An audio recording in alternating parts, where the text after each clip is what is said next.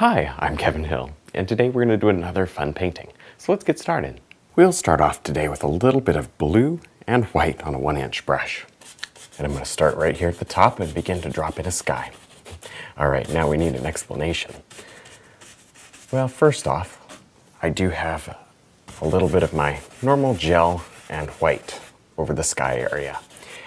And as you can see, we're going to do a couple trees today. A couple pretty large trees. And so anyway, I decided to pick a canvas size that was a little different. This is an 18 by 18 canvas, so it's a square. I don't really think this would be as great in a vertical, just because it's a little harder to film for me. If you're doing it, a vertical canvas will be just fine, but I thought it'd be fun to give an 18 by 18 a try. There. And I'm just gonna blend this down, as we normally do. Change to a big brush, sort of soften it. Next, I'll load our 3/4 brush with a little bit of yellow and green, a touch of brown. All right, and maybe we need just a sprinkling of leaves back here. Now in this painting, there are going to be a lot of distant trees that have leaves that we can see like this individually, because even the most distant trees are not that far away. Not for this one today. So I think the best way to get a decent effect here is just to use a corner of the 3/4 brush and scrub it like this gently. And it can mix just a little bit, although it probably won't mix much at all because there's not much blue on the canvas. But if it mixes, it's fine because I want it to be light back there anyways. All right, there we go, just painting in a lot of leaves. Now we'll want to put some tree trunks in there, and maybe I'll show you that in just a second. You could do it with the filbert or maybe the liner brush or the 3/4. You got choices. There we go. All right. Now with just a little bit of brown and black on our 3/4 brush, just going to drop in these distant trees. There's a whole bunch of them. All right. And of course, probably want to do something with a liner brush as well, but get most of them in with this and just sort of finish it up with the liner if you need to. This is a lot faster. And also you get some nice thick ones too. With the liner brush, it's pretty much just skinny ones. Nice.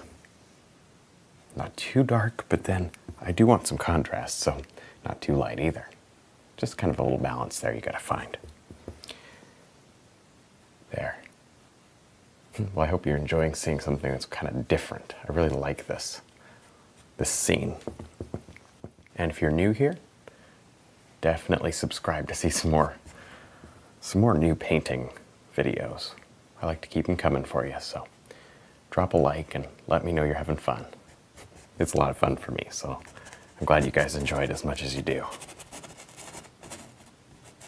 There. Next, we're just going to brush in a little bit of brown and black here.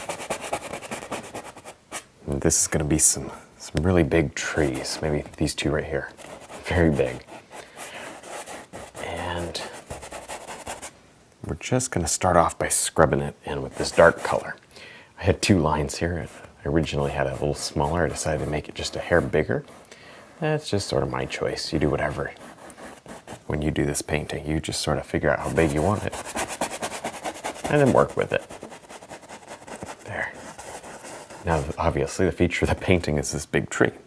And the rest of the painting I'm not even too worried about. There. Slide it right up. I like to cut the corners in first, cut the edges in first, and then fill it in because it's a little easier that way. You can always bring the leaves into the trunk. So make sure you get a good shape and then just fill it around it later.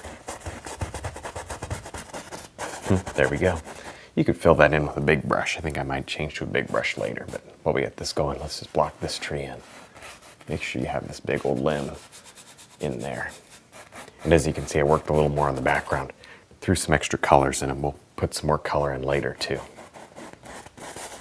Now with our 3/4 brush, I'll pick up a little yellow, red, and white. And of course, whatever kind of mud was laying on the palette, and that helps to tone it down a little. And I'm going to begin to paint in a few leaves here. Now you're starting to see the scale of this painting, how big it is. Because wow, we get some pretty enormous leaves in here. And I just want you to paint them in like this. Just drop them in loosely with the corner. See how I lead in with the corner there? Of course, we don't want them all this color.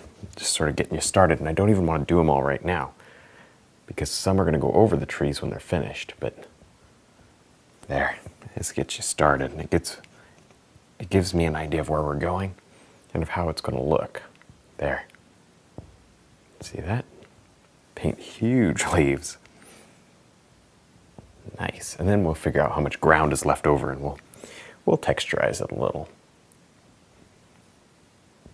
Now with our 3/4 brush and a little bit of white, brown, and some yellow, let's go ahead and begin working on this big old tree out here. Now, this tree is obviously, as we mentioned, the feature of the painting here. So we're going to spend pretty much the rest of the time on the tree, and that tree too. All right, let's go ahead and do a quick sketch here.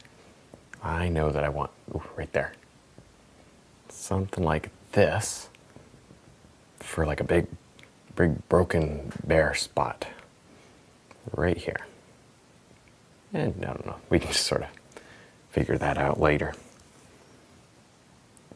There.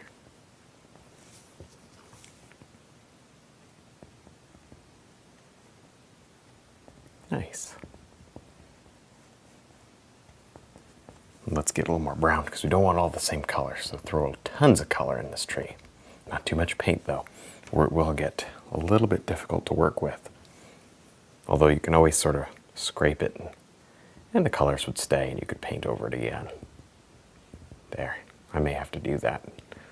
It wouldn't surprise me if I had to take some of the texture off. The light's coming across like this. Very important, as you know. Very important. There.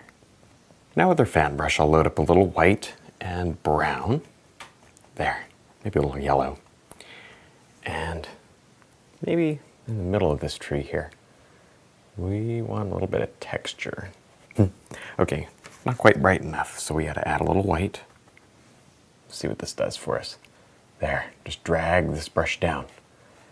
This will create just a bit of wood grain effect here where there is no bark. Because obviously you wouldn't see bark where there's wood grain, but this is actually exposed wood here. This is not bark.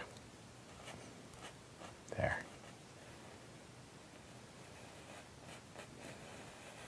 And of course we can go ahead and grab our little liner brush, load it up, add in some little knot holes, and just in general drag down some dark color.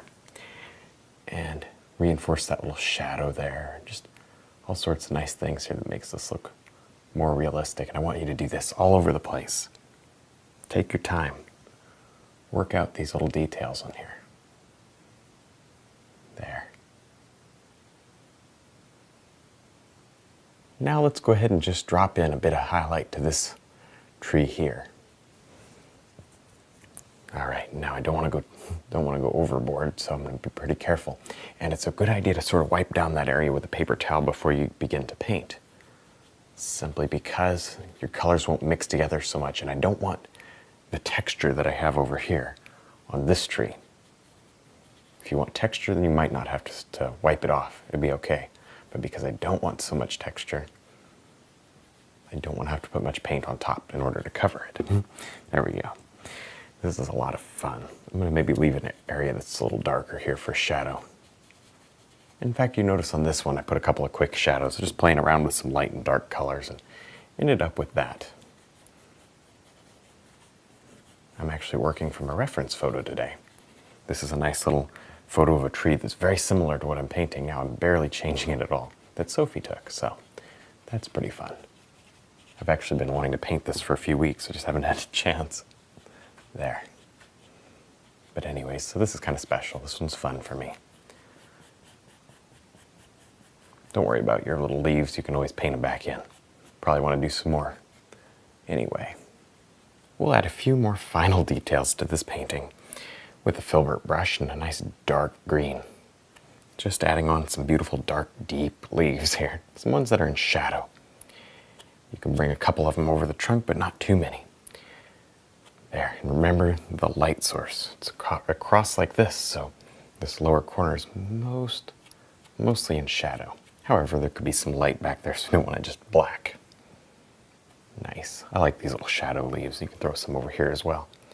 Because, of course, there would be little shadow areas where the leaf wouldn't catch any light at all.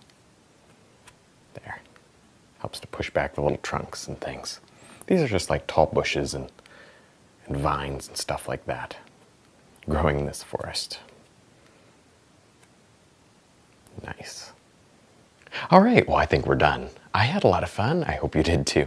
Don't forget to check out my website, my DVDs, and also my brush line. And thanks for watching.